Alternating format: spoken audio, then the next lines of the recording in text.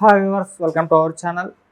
వంగ గీత గారు జనసేన పార్టీలోకి చేరబోతున్నారంటూ కొన్ని వార్తలు రావడం చూస్తున్నాం. మరి జనసేన పార్టీలో వంగ గీత గారు చేరబోతున్నారా, మరి ఆమెకి ఏమన్నా సీట్ ఇచ్చే అవకాశం ఏమన్నా కనిపిస్తుందా లేదా? సో ఇదే అంశం మీద డిస్కస్ చేయడానికి ప్రజెంట్ మనతో పాటు సీనియర్ జర్నలిస్ట్ జగదేవ్ గారు ఉన్నారు. వారితో ఒకసారి డిస్కస్ చేద్దాం. సార్ నమస్కారం. సార్ నమస్తే. సార్, జనసేన పార్టీలోకి పవన్ కళ్యాణ్ గారు వంగ గీత గారిని ఆహ్వానించినట్టు తెలుస్తుంది సార్. మరి ఆమె చేరుతుందా లేదా, మరి ఆమెకి ఏమన్నా సీట్ ఇచ్చే అవకాశం ఏమైనా కనిపిస్తుందా సార్? ఆహ్వానించడం అంటే అది ఆహ్వానం కాదు, గౌరవంగా మాట్లాడారు. అంటే జనరల్గా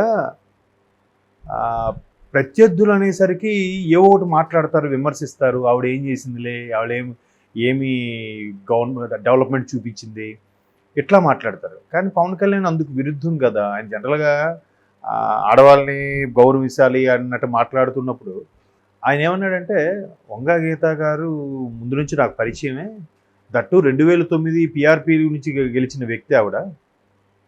సో ఆవిడ మంచి లీడర్షిప్ క్వాలిటీస్ ఉన్నాయి, మంచి మహిళా నేత. బట్ ఆ పార్టీలో ఉండుండకూడదు అంటే దాని అర్థం, ఇప్పుడు రాజుగారి పెద్ద భార్య మంచిదంటే చిన్న భార్య మంచిది కాదనే కదా చాలామంది అర్థాలు అట్టగా తీసుకుంటారు. కాకపోతే కాస్త తక్కువ మంచిది అనుకోవచ్చు. అట్లాగా ఆ పార్టీలో ఉండకూడదు అనంటే అర్థం ఏంటి, మన పార్టీలో ఉండాల్సిన వ్యక్తి అని అర్థం వస్తుంది కదా. సో అలా అర్థం వచ్చినప్పుడు ఇవాళ రేపు సోషల్ మీడియాలో ఎలా ఉందో చూస్తున్నాంగా.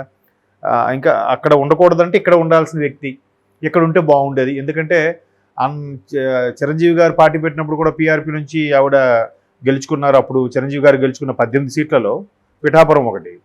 సో అప్పటి నుంచి ఆ అసోసియేషన్ అది ఉంటుంది కాబట్టి, సో ఆవిడ మంచి వ్యక్తి, ఆ పార్టీలో ఉండకూడదు అంటే మనలాగా టీడీపీలో ఎక్కడోనో జనసేనలో ఉంటే బాగుంటుంది అనే సందర్భం వచ్చింది కాబట్టి. మరోవైపు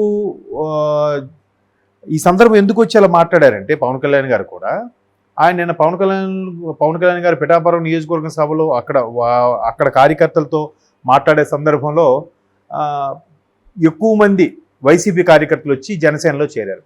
జనసేనలో చేరేసరికి ఎలా ఉంటుందంటే, మ్యాక్సిమం కార్యకర్తల నుంచి వచ్చే ప్రెషర్ వల్ల, గ్రౌండ్ లెవెల్లో ఉండే పార్టీ కేడర్ వల్ల నాయకులు పార్టీ మారుతూ ఉంటారు, లేదా పదవుల కోసం కూడా మారే సందర్భాలు కూడా ఉంటాయి. పదవుల కోసం కూడా దాన్ని వాళ్ళు ఏం చెప్తారంటే నాయకులు, మేము పదవులు కూడా ఎందుకు ఆశిస్తున్నాం అంటే మా నియోజకవర్గ అభివృద్ధి కోసం, లేదా మా నియోజకవర్గ ప్రజల కోసమే మేము ఇవన్నీ చేస్తున్నాం అన్నట్టుగా చెప్తారు.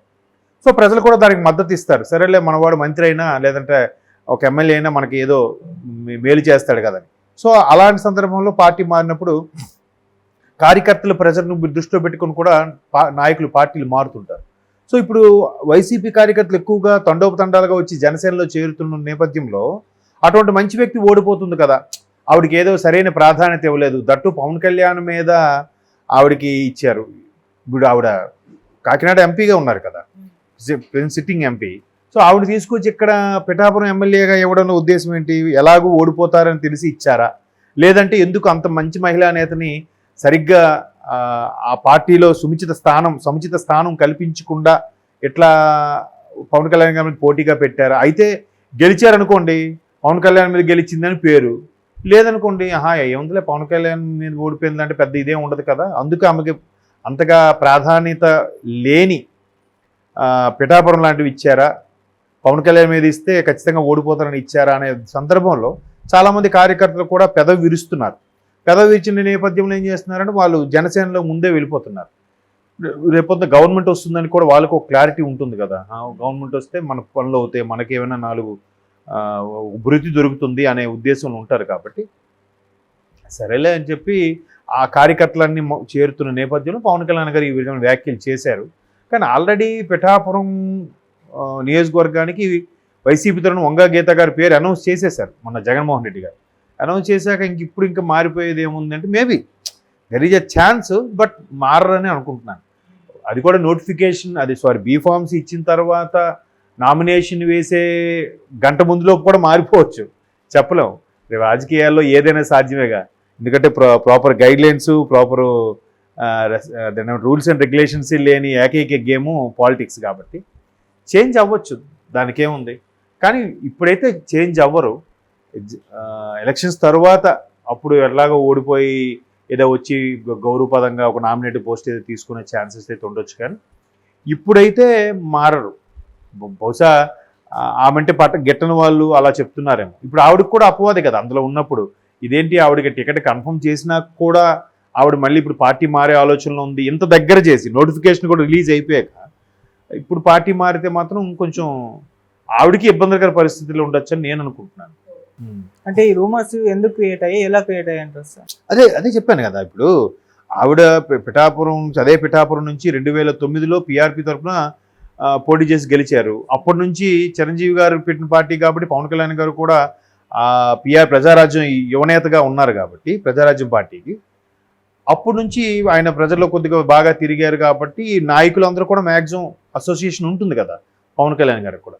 సో అప్పటి నుంచి ఆవిడ నేను చూస్తున్నాను, గమనిస్తున్నాను. ఆవిడ మంచి మహిళా నేత. బట్ ఆవిడ ఎందుకు ఆ పార్టీలో ఉండాల్సిన వ్యక్తి కాదు, అంటే ఆ పార్టీలో సరిగ్గా సరైన స్థానం సరైన గౌరవం ఆవిడ దక్కకపోయి ఉండొచ్చు కూడా అనుకోవచ్చు. ఎందుకంటే కాకినాడ ఎంపీగా ఉన్న ఆవిడని తీసుకొచ్చి ఎమ్మెల్యేగా చేస్తున్నారు కదా. ఎంపీ అంటే నేను అనుకోవడం ఎమ్మెల్యే కన్నా ఎంపీ కొద్దిగా ఒక మెట్టు ఎక్కువనే కదా. ఎందుకంటే 7 నియోజకవర్గాలు కలిపి ఒక లోక్సభ, ఇక్కడ ఒకే నియోజకవర్గం. 7 నియోజకవర్గాల్లో ఉండే మెజార్టీకి ఒక నియోజకవర్గం నుంచి మెజార్టీకి తేడా లేదా? ఇప్పుడు 7 సామ్రాజ్యాలు కలిపి ఒక రాజు ఉంటే ఆయన చక్రవర్తి అంటాం, ఒక రాజ్యానికి రాజు ఉంటే ఆయన రాజా అంటాం. మేబీ వాళ్ళు సామంత రాజులు అవ్వచ్చు, ఏదైనా అవ్వచ్చు.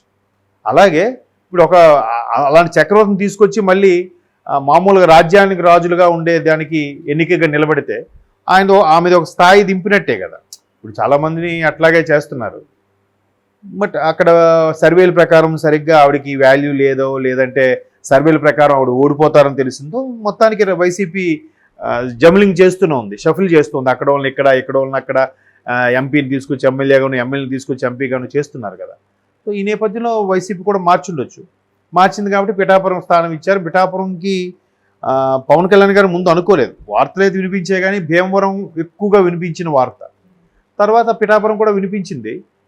బట్ ఫైనల్గా వంగ గీత గారు పవన్ కళ్యాణ్ గారి మీద పోటీ చేయబోతారనే వార్తల నేపథ్యంలో ఇవాళ అంటే నిన్న జనసైన్యంలోకి వైసీపీ కార్యకర్తలు ఎక్కువగా వచ్చి చేరడం వల్ల ఆ సందర్భంలో చెప్పిన వ్యాఖ్యల్లో పవన్ కళ్యాణ్ గారు ఇలా అన్నారు. మంచి మహిళా నేత ఆవిడ, ఒకప్పుడు పిఆర్పీలో కూడా గెలిచారు, అప్పటి నుంచి చూస్తున్నాను అన్నట్టుగా మాట్లాడారు. సో మాట్లాడారు అంటే దీన్ని ఎలాగ మేబీ నేను అనుకోవడం వైసీపీ శ్రేణులే బదనాం చేస్తున్నారేమో నేను అనుకుంటున్నాను. ఎందుకంటే ఒక ప్రత్యర్థి అన్నాక దుయ్యబట్టాలి, బురద జల్లాలి. అలా బురద జల్లకుండా పవన్ కళ్యాణ్ గారు సానుభూతిగా ఫేవర్గా మాట్లాడుతున్నారంటే ఆల్రెడీ పవన్ కళ్యాణ్ గారితో టైఅప్ అయిపోయి ఉంటారు. అందుకేనేమో ఈవిడ అంటే ప్రత్యర్థుల మీద దాడి చేయడం అంటే ఈవిడ కూడా వంగా గీత గారు కూడా ప్రత్యర్థుల మీద పూర్తిగా అటాక్ చేసినట్టుగా పూర్తి స్థాయిలో ఎక్స్ట్రీమ్ లెవెల్కి వెళ్ళి దుయ్యబట్టినట్టుగా ఎక్కడా లేదు కదా. మనం చాలా సందర్భాల్లో చెప్పుకున్నాం. 175 మందిలో 151 మంది ఎమ్మెల్యేల్లో ఒక 10 మందే మాట్లాడుతున్నారు. ఎంపీల్లో ఉన్న 6-7 ఎంపీల్లో కూడా కొద్దిమందే మాట్లాడుతున్నారు. ఎక్కువ మంది మీన్ 10-12 మంది ఎంపీల్లో కొద్దిమందే మాట్లాడుతున్నారు. అందరూ టీడీపీ మీద కానీ జనసేన మీద బురద జల్లే ప్రయత్నం చేయట్లేదు, హుందాగా నడుచుకుంటున్నారని అనుకున్నాం. సో ఈవిడ అలా హుందాగా నడుచుకుంది కాబట్టి ఈవిడ మంచి ఆవిడ అని చెప్పి అంటే దానికి మేబీ వైసీపీ సోషల్ మీడియా వాళ్ళు ఏం చేస్తారు, ఆవిడ కనీసం పవన్ కళ్యాణ్ని నోటుకొచ్చినట్టు మాట్లాడాలి, ఎన్నికలు అన్నా కామన్ కదా, మాట్లాడలేదు కాబట్టి మేబీ ఆవిడకి పవన్ కళ్యాణ్ అంటే ఫేవర్ ఏమో, పవన్ కళ్యాణ్ పార్టీ వైపు వెళ్ళిపోతారేమో అన్నట్టుగా రూమర్స్ పుట్టించిన ఎంతసేపు చెప్పండి. ఆల్రెడీ ఆవిడ బీఫామ్స్ ఇచ్చేసి రెడీ చేసేసి పిఠాపురం అభ్యర్థిగా రెడీగా పెడితే ఇప్పుడు ఇంకెప్పుడు ఎక్కడ వెళ్ళిపోతారు, వెళ్ళే ఛాన్సెస్ తక్కువ అని నా అభిప్రాయం. వెళ్తే 10% ఛాన్సెస్ ఉన్నాయి, 90% అయితే లేవు. ఎలక్షన్స్ తర్వాత ఏదైనా డెసిషన్ తీసుకుంటారు. ఇప్పుడు కేటాయించిన తర్వాత ఇంకా ఆ డెసిషన్ తీసుకోరనే అనిపిస్తుంది. Thank you so much.